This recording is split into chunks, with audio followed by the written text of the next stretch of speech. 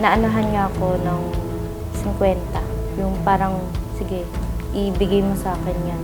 Yung naabot ko nung una, 50,000. Actually, ayaw niya pang gawing paper money eh.